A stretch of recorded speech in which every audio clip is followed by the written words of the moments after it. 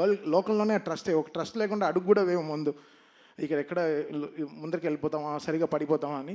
అది బాలయ్య గారు game me that biggest trust. ఆ ట్రస్ట్, అందుకే అది ఆ నమ్మకం it's making me work hard and giving my best all my. Sir, నేను చాలా ఆడియో ఫంక్షన్లో చెప్పాను, చాలా ఫంక్షన్లో చెప్పాను,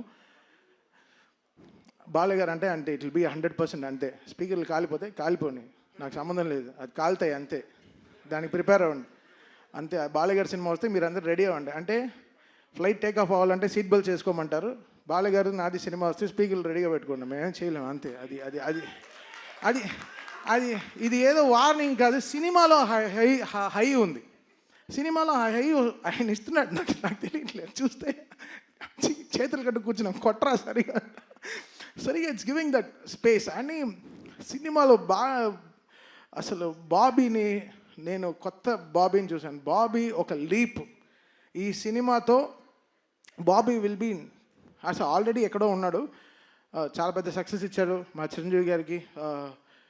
మళ్ళీ ఈ సినిమా వాల్టర్ వీరయ్యతో చాలా సక్సెస్ ఇచ్చాడు. బట్ ఈ సినిమా బాబీ విల్, తను ఎవడెవడు నోరు మూయించాలో అందరిని నోరులు మూయిస్తాడు డెఫినెట్గా. ఎందుకంటే బాబీ ఈ సినిమాకి జనరల్గా బాబీ ఎక్కువ కష్టపడితే ఆ ఫేస్లో తెలియదు, ఆ ఫేస్ అంత గార్జియస్ ఫేస్.